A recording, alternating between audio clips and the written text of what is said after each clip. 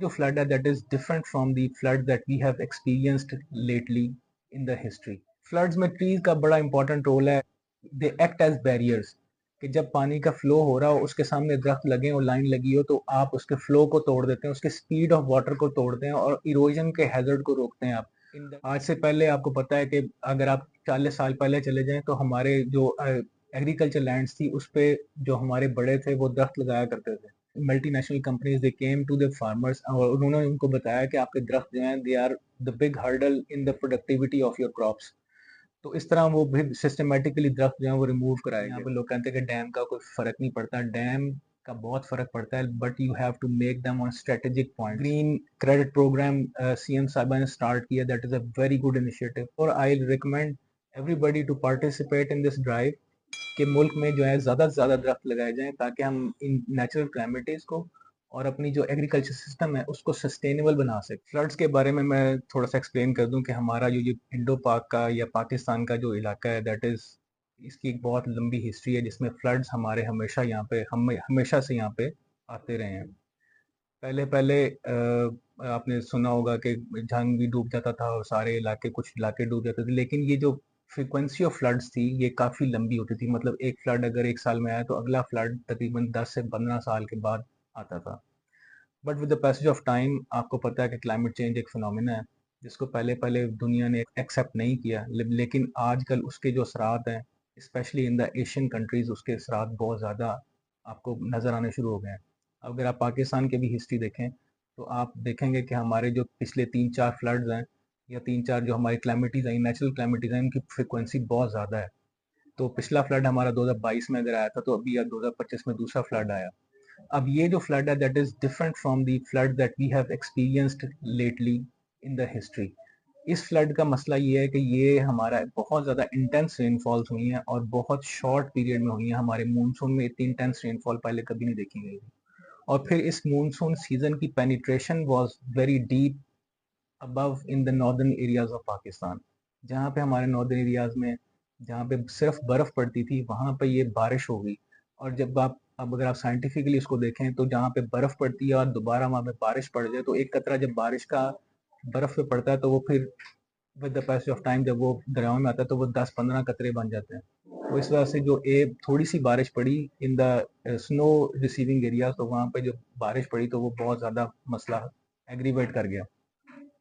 इसके साथ साथ हमारे दो दरिया जो इंडिया रावी और सतलुज थे वो इंडिया ने बंद बांधे हुए थे, लेकिन क्योंकि इस साल मानसून वहाँ इंडिया पे भी बहुत ज़्यादा हुई तो वो उनके जो रेजर्वायर्स थे उन डैम्स के वो फिल अप हो गए and they had to open the spillways.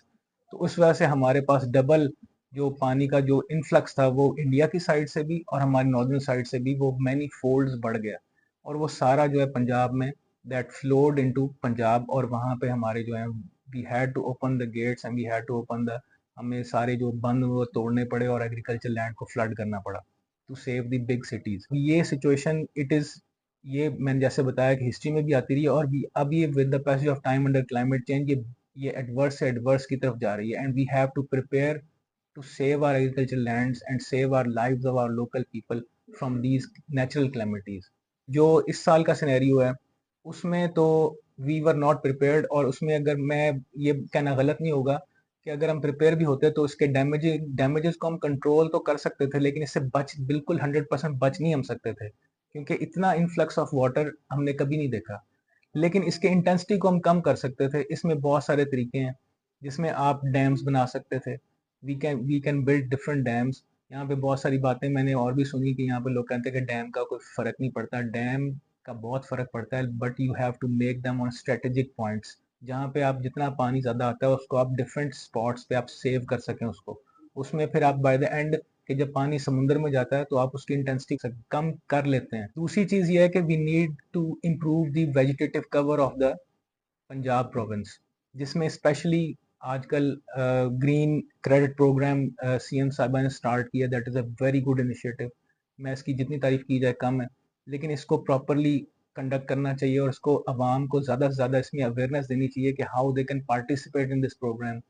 इसके बाद मैं ये समझता हूँ कि इसको इसके इसके स्कोप को बढ़ाना चाहिए towards the farmers also, towards the forest department also, कि वो उसमें इन्वॉल्व होकर दरख्तों को ज़्यादा से ज़्यादा लगा सकें। अब दरख्त लगाने में 3 सिनेरियोज़ होते हैं, 3 वेज़ हैं दरख्त लगाने के। वन इज़ अर्बन फॉरेस्ट्री, कि आप अर्बन फॉरेस्ट्री को इम्प्रूव करें, जो ये ग्रीन क्रेडिट प्रोग्राम में इन द इनिशियल स्टेजेस लोगों को बताया जा रहा है कि आप अपनी घर जहाँ पे आप रहते हैं वहाँ पर दरख्त लगाएं, उसको आप जीपीएस के थ्रू उसको आप रजिस्टर कराएं और आप यू कैन अर्न मनी। उसके बाद सेकंड स्टेप में आप फार्मर्स को इन्वॉल्व कर सकते हैं। You can involve the local governments also, you can involve the forest department also in that. अब फ्लड्स में ट्रीज का रोल क्या है? फ्लड्स में ट्रीज का बड़ा इंपॉर्टेंट रोल है। अगर किसी इलाके में दरख्त लगे हों, सबसे पहले वो पानी के फ्लो को कम करते हैं। दे एक्ट एज बैरियर्स, कि जब पानी का फ्लो हो रहा हो उसके सामने दरख्त लगे और लाइन लगी हो तो आप उसके फ्लो को तोड़ देते हैं, उसके स्पीड ऑफ वाटर को तोड़ते हैं और इरोजन के हैजर्ड को रोकते हैं आप in the circumstances of floods. दूसरी चीज़ ये है कि ये उसमें वाटर की पेनिट्रेशन को बढ़ाता है, क्योंकि डीप रूटेड होते हैं ये उसकी जो पोरोसिटी है, सॉइल की पोरोसिटी उसको बढ़ाते हैं ये। और जब पानी खड़ा होता है तो उसकी रिटेंशन, जो सॉइल के अंदर जो इसकी एब्जॉर्प्शन कैपेसिटी है पानी की, उसको वो इंक्रीज कर देते हैं ट्रीज। उसके बाद तीसरे स्टेप में they increase the capacity of soil, कि वो पानी को पंप करते हैं in the atmosphere through transpiration. अगर आपके दरख्त लगे होंगे तो वो आपके डीप रूटेड जो सॉइल है उसमें से जो पानी है उसको वो ज़्यादा अच्छे तरीके से ट्रांसपायर करेंगे और आपकी ज़मीन में जो खड़ा पानी है उसकी मिकदार जल्दी कम कर पाएंगे आप। ठीक है, रिकवरी ऑफ द सॉइल में ये ज़्यादा हेल्पफुल होते हैं ट्रीज। तो ये 3 एवेन्यूज हैं जिसमें आप ट्रीज को लगाने से आप फ्लड्स की इंटेंसिटी को और फ्लड्स की रिकवरी को आप स्पीड अप कर सकते हैं। तो इसके साथ साथ उसके बहुत सारे ट्रीज लगाने के वैसे बहुत सारे एडवांटेजेस हैं, ये मैंने फ्लड के रेफरेंस से बता दिए। वैसे आप अर्बन फॉरेस्ट्री में अगर आप ट्रीज लगाते हैं तो आप एयर पोल्यूशन को कंट्रोल कर सकते हैं। हमारे यहाँ आपको पता है एयर पोल्यूशन का भी एक बहुत बड़ा मसला है। यहाँ पे अर्बन एरियाज में दरख्त नहीं लगे हुए तो उसकी वजह से आपके स्मोक का बहुत बड़ा मसला है। तो अगर आप ट्रीज लगाते हैं तो आप you can control the particulate matter in the atmosphere. इसमें मेरा यूएस का प्रोजेक्ट भी था, ट्री फंड ने वो फंड किया था, and we have selected or segregated tree species that are efficient in controlling particulate matter। तो वो हमने फाइंडिंग्स पीएचएस से भी शेयर की थी कि वो जो जब वो tree plantation in urban areas में जाएं तो वो इन चीज़ों को, इन स्पीशीज को प्रेफर करें in plant to be planted in urban areas. उसके बाद एक मेरा भी second project urban agro forestry पे है कि अगर आप ट्रीज लगाते हैं फार्म लैंड्स पे तो उसके क्या फ़ायदे हैं और उसके क्या नुकसान हैं ऑन दी क्रॉप प्रोडक्टिविटी।